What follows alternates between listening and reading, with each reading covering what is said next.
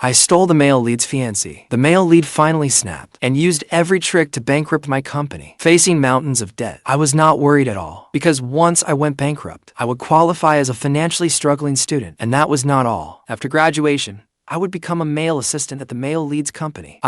Fang Yuan, am the vicious male supporting character in this novel. According to the original script, I was meant to anger the male lead by pursuing by Ningbing, the heroine, then be crushed by the male lead, who had been hiding his true strength. But this was one of those stories where nobody acted like a real person. Before the final chapter, the male lead was a complete doormat. He only knew how to endure. Anyone could kick him around. Since I was doomed either way, then I would eat and drink my fill before I died. So, I immediately called the male lead's fiancée. My tone was casual. Hey, Ningbing, I heard a new bar open nearby. Want to come out and unwind? In the original story, by Ningbing and I were childhood friends. We were close enough to share every secret. Even after the leads got married, By Ningbing spent more time with me, her male best friend, than with her actual husband. Eventually, the male lead could not take it anymore and bankrupted me. Only then did he win back the heroine's love. So, when she heard me, sure, give me half an hour. Half an hour later, in the most secluded booth, By Ningbing arrived right on time. She wore a simple outfit, without a single unnecessary accessory, yet it perfectly traced her graceful curves. Her skin was white as snow. Her exquisite face rivaled any movie star's. She outshone every creep and weirdo in the bar. She took the glass I offered. Her red lips took a delicate sip. A faint blush touched her cheeks. Why did you suddenly have time to ask me out today? Has young Master Fang not been run off his feet lately? I leaned back,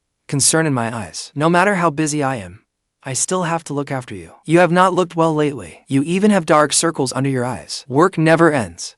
You need to rest, too. Something flickered in By Ningbing's eyes. I really have not relaxed like this in a long time. Shang Yuan has been giving me such a headache lately. Fueled by the alcohol, By Ningbing vented to me about everything she disliked about the male lead. I listened quietly, nodding along now and then. Just as the mood began to heat up, By Ningbing's phone screen began flashing wildly. The caller none other than Shang Yuan. By Ningbing frowned and declined the call. But he clearly would not give up. Call after call came in. Her helplessness gradually turned to irritation, then unmistakable anger. I spoke up at just the right moment. Ningbing, it is getting late. Why not head home first? Shang Yuan seems worried. By Ningbing gave a cold snort. Forget him. We said we would stay out all night, so we are not leaving until we are drunk. I will shut him up right now. To prove her resolve, she called him back and put him on speaker. Shang Yuan's urgent voice rang out. Ningbing, where are you? It is late. Tell me where you are right now. I will come get you. Shang Yuan, do I need to report where I am and what I am doing to you? I am your fiancé. Of course, I have a right to know where you are, so I can protect you. Protect me sounds more like control. Shang Yuan, I am an adult. Do I not even have the freedom to go out for a drink? That is not what I mean. I am just worried about you. What if you run into danger alone at night? Relax. A bar is much safer than walking alone at night. By Ningbing cut him off. Her misty eyes turned toward me. Besides, Fang Yuan is with me. I chuckled and leaned toward the phone. That is right, Yuan. Put your mind at ease. I will take good care of Ningbing. The moment Shang Yuan heard me, he exploded. Fang Yuan, why are you with Ningbing? That completely enraged By Ningbing. Shang Yuan, why are you yelling like that? Fang Yuan and I have been close since childhood. You know that. What is wrong with us coming out for a drink? Do you have to get so worked up? I am hanging up. We can talk when I get home tomorrow. With that, she hung up. Then she blocked and deleted Shang Yuan's number and turned off her phone. She tossed it into her bag. She waved her empty glass at me. Enough about him. We are drinking until we drop tonight. Right. Do not let someone irrelevant ruin our mood. Smiling faintly, I poured her another drink. After several rounds of drinks, By Ningbing's eyes grew hazy, her cheeks crimson. Seeing the moment was right, I covered her soft hand and spoke gently. All right, Ningbing, let us call it a night. If you keep drinking, you will have a terrible headache tomorrow. It would break my heart to see you suffer. Come on, I will take you to rest.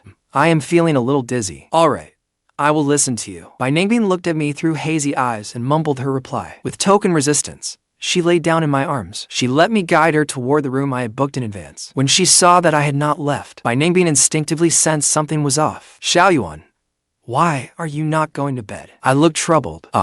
Ningbing, I forgot to book a room tonight. This is the only room the hotel has left. As I spoke, I took several thin blankets and spread them on the floor. It is fine. I can sleep on the floor for one night. Seeing those flimsy blankets on the floor, By Ningbing immediately felt sorry for me. How could anyone sleep on that? The floor is so hard, and you have work tomorrow. She hesitated, then said, why do we not each take half the bed and make do for one night? Is that really a good idea? After all, it is just the two of us. And if Shang Yuan finds out? At the mention of Shang Yuan, By Ningbing bristled. Forget him. We are only friends. We have nothing to hide. Only Shang Yuan has something wrong with his head. That is why he sees something wrong in everything. Alright, whatever you say. I promptly and obediently lay down on the bed, but alone together, with alcohol fueling the mood. Before long, the boundaries between us began to blur. Tentatively, I gently drew her into my arms. She did not resist. And then, everything that should and should not have happened. It went on until dawn. Only then did Bai Ningbing fall into a deep sleep, exhausted and satisfied. When I woke, it was already nearly noon. I stretched contentedly, glancing at Bai Ningbing, still asleep beside me. I did not wake her. I quietly got up and dressed. I planned to get lunch from the restaurant downstairs. But the instant I opened the door, a familiar figure blocked my path. It was Shang Yuan, the male lead. He had clearly been awake all night, his eyes bloodshot, especially after he saw the marks on my neck. His face turned green. He stared at me and forced out a few words. Fang Yuan, what did you do to Ningbing? Shang Yuan, what do you mean by that? Ningbing has not married you yet. Who she is with is her own choice. Do you think she is your property? Can you learn to respect her? Seeing how self-righteous I looked, Shang Yuan ground his teeth, looking ready to tear me apart. But after shooting me vicious looks, he did not say a single word. He shoved me aside and tried to enter. Where is Ningbing? I want to see Ningbing. Hold it. Ningbing is still asleep. Are you trying to take advantage of her by going in now? Wait here. I will call her for you. I held out an arm to stop him from entering. Unexpectedly, that completely ignited Shang Yuan's rage. His fist clenched, knuckles white, as he growled at me. Fang Yuan, I am Bai Ningbing's fiancé. You are the one trying to take advantage of her. Move aside now. But perhaps because he was so loud, frantic sounds of dressing came from the room. Before long, the door opened wide. Bai Ningbing emerged, her clothes slightly disheveled. At that sight, every last hope Shang Yuan had died. Ningbing saw Shang Yuan standing silently at the door, head lowered. A flash of guilt crossed her eyes. Then she turned and shot me a vicious glare. I hurried forward and took her soft little hand. I said pitifully, I am sorry, Ningbing. It was all my fault. I drank too much last night. Seeing how deeply guilty I looked, Bai Ningbing's heart softened at once. She sighed. It is not your fault. I got carried away too, watching us forgive each other as if he were not even there. Still holding hands, Shang Yuan finally snapped. He lunged forward, reaching to tear my hand away from Bai Ningbing's. Ningbing, whose fiancé are you? You are all over another man right in front of me. What do you take me for? Ningbing was clearly frightened by Shang Yuan's sudden outburst. Instinctively, she raised her hand and slapped him across the face. A sharp crack rang out. The man who controlled a 100 billion corporation, Shang Yuan, a male lead with the combat skills of a special forces soldier, had just taken a slap without fighting back. Time seemed to stop. Shang Yuan clutched his reddened cheek, his eyes full of disbelief. Bai Ningbing, you dared to hit me. The moment Bai Ningbing slapped him, she immediately regretted it. But when Shang Yuan dared to speak to her in that tone, that trace of regret vanished at once. She spoke coldly. So, what if I hit you? Shang Yuan, it is true that I am your fiancé, but ours is only a business marriage. What I do outside has nothing to do with you. And another thing, what century do you think this is? Why do you have to make such a big deal out of this? A dirty mind sees dirt everywhere. What I hate most are men like you. Self-righteous, old-fashioned chauvinists. That barrage of attacks completely short-circuited Shang Yuan's brain. Even I, merely watching from the side, could not help feeling the faintest bit sorry for the male lead. I quickly patted Bai Ningbing's back to soothe her. Ningbing, do not be too angry. Shang Yuan only reacted this way because he loves you so much. Bai Ningbing gave a cold snort. If he loves me, he should understand me even more. Shang Yuan, I do not want to see you right now. I will come home tonight. Now get out of here. Immediately, or I will never speak to you again. At those words, Shang Yuan's face went deathly pale. His lips parted, as if wanted to say something, but in the end, he lowered his head helplessly. Then he turned and left. I walked to the window and watched Shang Yuan leave the hotel, utterly crushed. The moment he stepped outside, a torrential downpour began. The president of a 100 billion corporation did not even have a car to take him home. He simply trudged through the rain, occasionally doubling over and clutching his stomach. That tortured romance male lead energy was practically pouring off him. After seeing the male lead off, I bought Bai Ningbing a new outfit to change into. After comforting her some more, I hurried back to the company. The first thing I did upon arriving was dismantle the company and move its assets. No matter how pathetic he was, the male lead was still the male lead. He might only torment the heroine emotionally, but he could still crush a villainous supporting character like me. Although, as I remembered it, the male lead would not strike back until near the story's end, bankrupting my company and reducing me to a beggar scavenging for food. But I had already secured the heroine in one stroke. Judging by how furious the male lead was, I had a feeling I would not live to see the ending. To avoid the male lead's revenge, I needed to take everything I could and run with the money. Before I left, though. I had one theory I wanted to test. As everyone knows, romance novels have 4 irresistible male archetypes: the childhood best friend, the pitiable poor student, the attentive male assistant, and the unforgettable one who got away. I had already ruined my role as the male best friend. So after my company went bankrupt, could I pass myself off as a poor student and keep enjoying life as a supporting male character? No sooner said than done. I casually enrolled in a university program to pad my resume. Then, in the company's name, I invested heavily in student aid. That ensured that once I went bankrupt, I could immediately claim the title of poor student. Sure enough, not long afterward, the male lead's 100 billion conglomerate began targeting my company. I was prepared. I immediately declared bankruptcy because I surrendered quickly enough. The male lead's conglomerate could not completely take over my company first, so the few problems that came to light were not too serious. The funds had already been transferred overseas. I would want for nothing for the rest of my life. On the day of the bankruptcy hearing, I appeared at the creditors' meeting dressed in cheap clothes. My face wore just the right amount of despair. Reporters' camera flashes went off nonstop. Head lowered, I hurried past. In an unseen corner, the male lead, Shang Yuan, watched me leave from his Rolls Royce. He curled his lips in a smug grin. Beside him, his underlings were shouting, "Long live the Dragon King." My former assistant, Xiao Li, followed behind me. Seeing me so down and out, his eyes reddened. "President Fang, you." I patted his shoulder and handed him a business card. "I will be fine. You are still young. You can easily find a good new job. This is a company run by a friend I met abroad. I hear it has a great culture and excellent prospects. You should give it a try. I am off to school.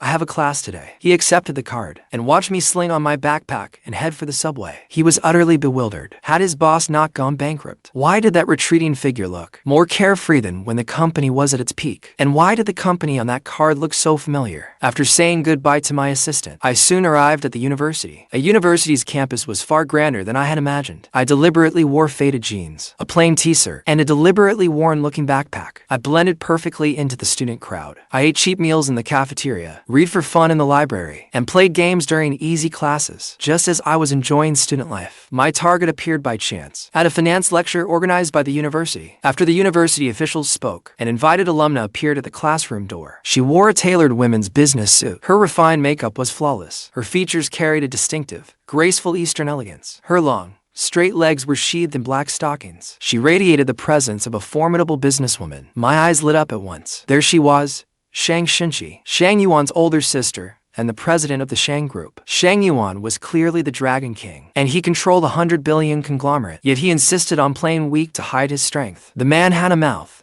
but never explained himself. So, in the Shang family's eyes, he had always been a useless loafer. The Shang Group had grown this far, seemingly all thanks to his sister, Shang Xinci. In truth, the male lead had been secretly bankrolling it all along, but he just would not say it. He had to wait until the final chapter to reveal his identity, leaving the family members who looked down on him drowning in regret. With that in mind, I decisively grabbed a front row seat and began speaking up eagerly. I had been a company president myself, so my grasp of the market naturally surpassed that of ordinary students. Combined with my poor student persona, that stark contrast caught Shang Xinci's attention. Just as expected. After the lecture, the crowd gradually dispersed from the classroom. Open admiration shone in Shang Xinci's eyes. She deliberately called me aside. "I never expected a student like you to have studied this field so deeply. You are far better than those so-called experts at my company." I smiled modestly. "You flatter me, President Shang. I simply like to read and think more than most. It is only classroom theory." But Shang Xinci shook her head. "Not necessarily. If you are willing, I can sponsor you through your studies. Once you graduate, you can come work as an assistant at my company." I immediately looked delighted. "Really? Thank you so much, President Shang. This means so much to me." Shang Xinci smiled gently. "Of course it is true. Also, you do not need to be so formal with me." Her voice softened further. "From now on, just call me Sister Xinci." I did not stand on ceremony. I seized the opening at once. "Then I will take you up on that. Sister Xinci, I will not let you down." As we spent more time together, Shang Xinci grew increasingly fond of me. Until one day, she drove straight to the rundown apartment building I rented. "There is a small family dinner at my house tonight. Come with me." I pretended to hesitate. "Is that really appropriate? I am an outsider, after all." Shang Xinci smiled. "Why would it not be appropriate? Your ideas were exactly right. After the company adopted them, our results saw a major breakthrough last quarter. This celebration banquet was arranged especially for you. You are the one who made it happen. How could you not be there?" With that, she opened the car door and pulled me over. She pressed me into the passenger seat. I could only follow her to the Shang residence. The Shang villa sat halfway up the mountain. It was the city's most prestigious villa district. The car passed through ornate wrought iron gates and stopped before an imposing European-style mansion. As I entered the foyer, a dazzling crystal chandelier, mirror-polished marble floors, and abstract oil paintings on the walls all spoke of luxury. Xinci left me in the living room. Have a seat first. I will go change into something more comfortable. A servant soon brought black tea and pastries. I lifted my cup and took a small sip. The movement sounded at the villa's front door. A familiar figure walked in. It was the male lead, Shang Yuan, whom I had not seen in days. He casually hung up his car keys, loosening his tie, as he idly glanced toward the living room. Our eyes met. The instant he recognized me, Shang Yuan froze. Then rage shot straight to his head. He clearly never imagined that I, the disgraced loser whose company he had personally bankrupted, would dare show up in his home. Fang Yuan, what are you doing here? Who allowed you inside? I hurried to my feet, with just the right amount of panic on my face.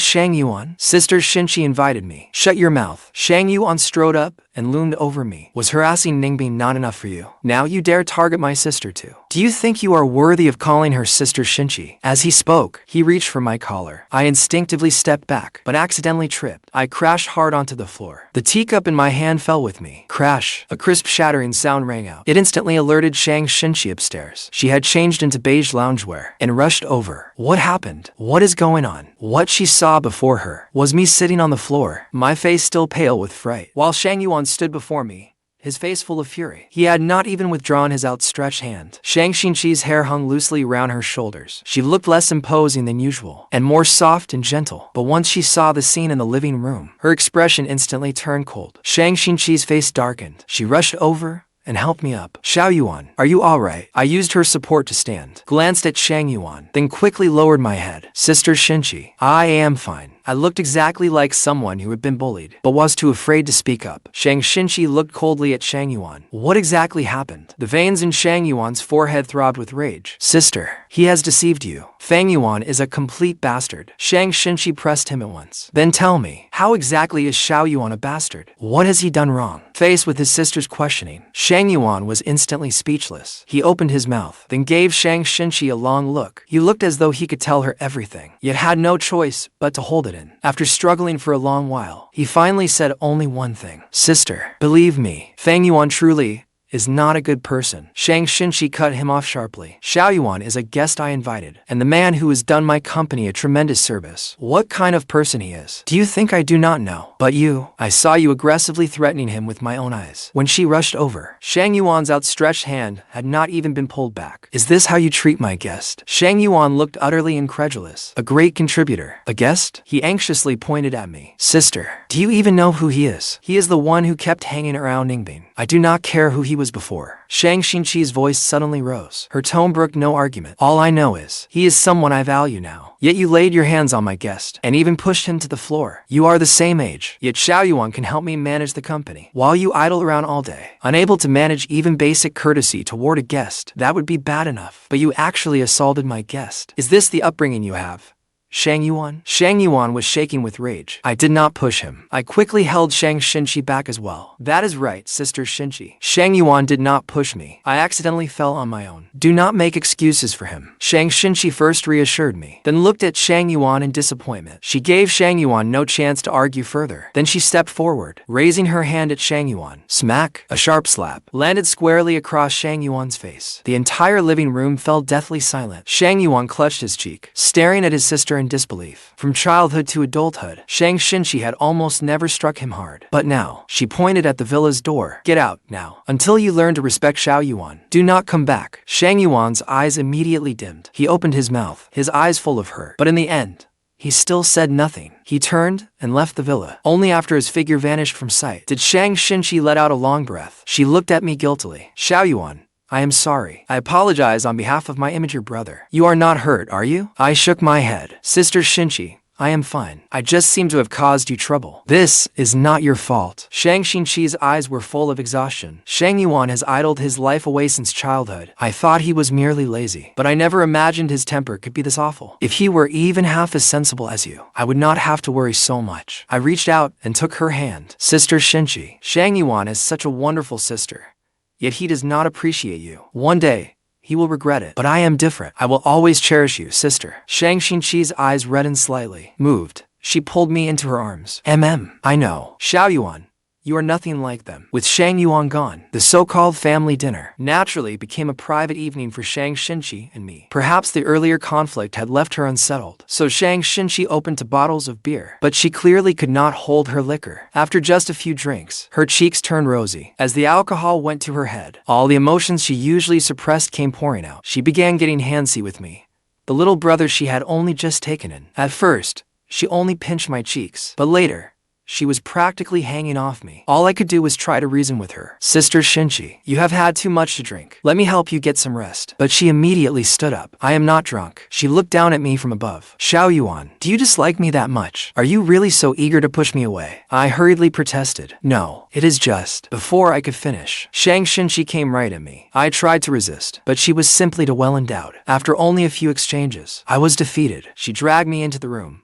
and I spent the whole night utterly defeated. After that, my relationship with Shang Xinci quickly grew closer. She trusted me more and more. And naturally, as the chief executive's assistant, I officially joined the Shang group. Meanwhile, the male lead, Shang Yuan, vanished without a trace. He never returned to the villa, nor did he come to the company to make trouble. It seemed that after changing from a poor student to a male assistant, my new identity had bought me more time. But soon, I sensed that something was wrong. In less than a month, the deals I handled saw their success rate plummet. Either competitors suddenly appeared to interfere, or key partners changed their minds at the last minute. Whenever a project moved forward, it always ran into inexplicable resistance. After giving it some thought, I understood. The male lead's company was pulling strings behind the scenes. The deterrent power of my identity as a male assistant was already fading. So, I did not hesitate to recover the funds from my remaining operations and transfer them all overseas. Those projects could not succeed anyway, so I might as well keep the money. Then, one evening, I knocked on Shang Xinqi's office door, looking utterly dejected. Sister Xinci, I want to apologize to you. Shang Xinci looked up from her documents. Apologize. Xiao Yuan, what is wrong? Several projects I have been responsible for have suffered setbacks one after another. They have caused the company considerable losses. Maybe my foundation is not solid enough, and I lack practical experience. Having ideas that only work on paper is nowhere near enough to fill this role. I have let you down. Shang Xinci immediately came around the desk and stood before me. This is not your fault. Business is a battlefield. Wins and losses are commonplace. You have already done very well, but I raised my head resolutely. Sister Xinci, I do not want to keep being a burden to you, nor do I want people accusing you of nepotism behind your back. I want to study abroad for a while. Once I truly have the ability this position requires, then I will come back and help you with my head held high. Shang Xinqi's eyes filled with reluctance. Study abroad? Do you really have to go? I can hire the best teachers to tutor you. I took her hand. Sister Xinci, let me go. I want to truly grow stronger, to become someone you can rely on when storms come. Seeing the resolve in my eyes, Shang Xinci finally relented. All right, if this is your choice, I support you. With her support, I soon boarded a flight abroad. Thinking of the familiar face I glimpsed at the airport, I gave a cold smile. HMPH,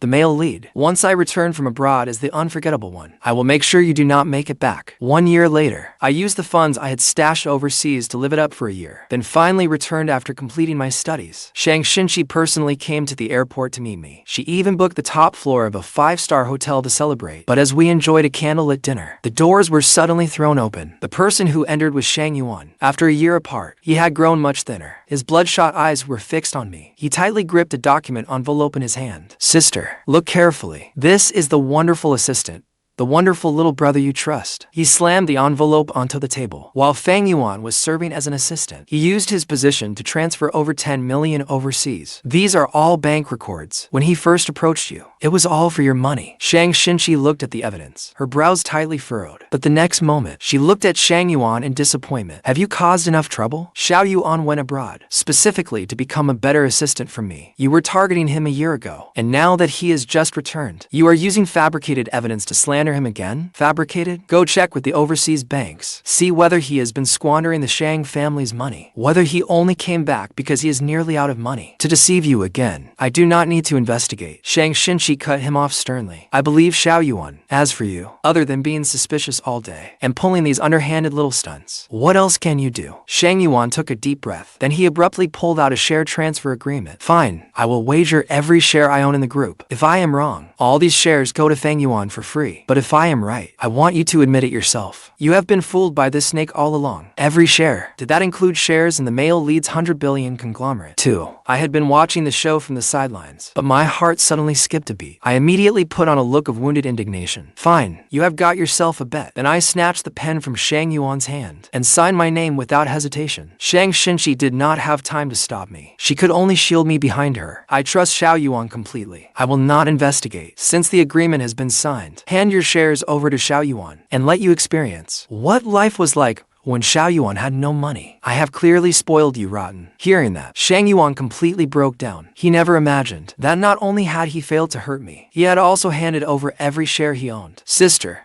you would rather trust an outsider than believe your own brother. I am not making trouble. Since you will not believe me, I will wager my life on it. With that, he whirled around and charged toward the rooftop. Shang Yuan, what are you doing? But it was already too late. Before Shang Xinqi's and my horrified eyes, a dull thud soon echoed from below. Shang Xinci rushed to the edge of the roof and collapsed to the ground in disbelief. Even I was stunned. How could this be? The male lead was dead. No.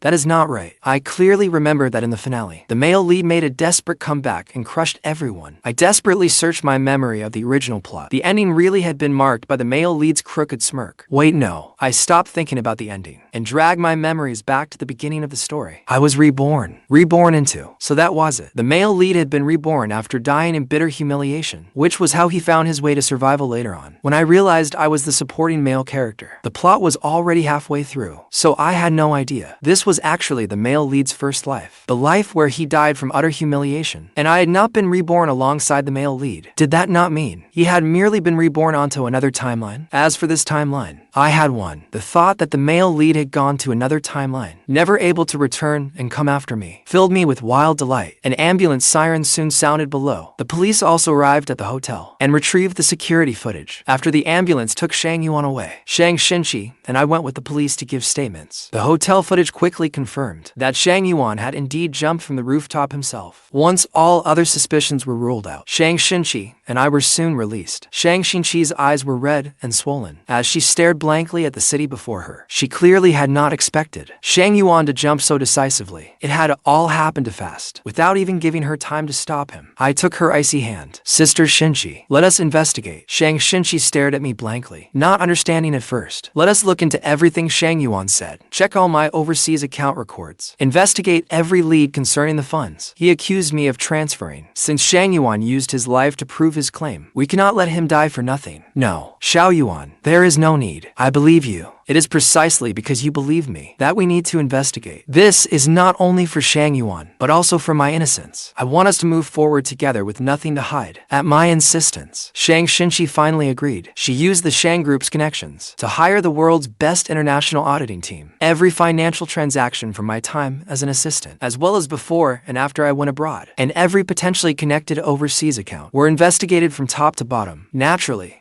the results proved I was innocent. The money I spent abroad had been funds I moved overseas when the Fang Corporation went bankrupt. As for the funds transferred from the Shang Group, I had not touched a single cent. I had even increased their value considerably. With ironclad evidence before her, Shang Xinqi's last shred of guilt toward Shang Yuan turned entirely into disappointment. Xiao Yuan, I am sorry. You have suffered such terrible injustice. I will never let anyone hurt you again, nor will I let anyone doubt you. I gently patted her back, softly doing my best to comfort her. Since the male lead was dead, I naturally had nothing left to worry about. Not long after, Shang Xinci and I held our wedding. Now that I was a member of the Shang family, I used the bet agreement the male lead had so generously given me to begin rebuilding my company. The 100 billion business empire Shang Yuan had built with his life's work quietly changed hands in the months after his fall and became the Fang family's without a sound. Together with the Fang assets I managed overseas, a multinational business giant was born. 3 years later, everything had finally settled into place. Only then did I bring Shang Xinci back home for a long overdue break. But the moment we pushed open the doors of the Shang villa, a familiar figure appeared before me. It was Bai Ningbing. She lost some of her youthful innocence, replaced by a new maturity in her features. She was also holding a boy of 3 or 4 in her arms. The instant she saw me, Bai Ningbing froze completely. Shang Xinci did not notice anything amiss. She even smiled as she introduced her. Xiao Yuan, this is Bai Ningbing. She is,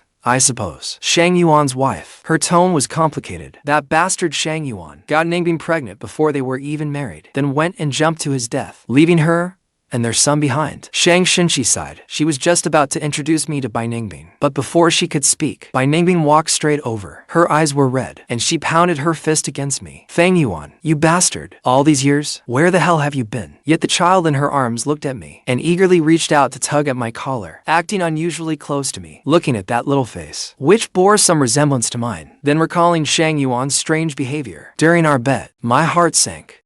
Shang Xinci beside me realized it too. She grabbed the soft flesh at my waist and pinched hard. With a smile that did not reach her eyes, she asked, Xiao Yuan, it seems you owe me a very good explanation. What is this about? Stop. Have mercy. My dear wife, I can explain. It is not what you think. I quickly explained everything that had happened. Once she learned I had vanished because I suddenly went bankrupt and had no idea the child even existed. Bai Ningbing finally calmed down, but her eyes still held a trace of resentment. Only then did Shang Xinci realize that Bai Ningbing and I had been childhood sweethearts, a couple torn apart by an arranged marriage between our families. From one perspective, she was the one who had come between two lovers. At that thought, Shang Xinci's expression grew complicated. She hesitated for a moment, then finally sighed. Forget it, since that is what happened. Let the past stay in the past. The child is innocent. Besides, Ningbing now is family too. You cannot mistreat them from now on. Moved beyond words, I pulled Shang Xinci into my arms and kissed her. Honey, you are far too kind. Do not worry. I will definitely take good care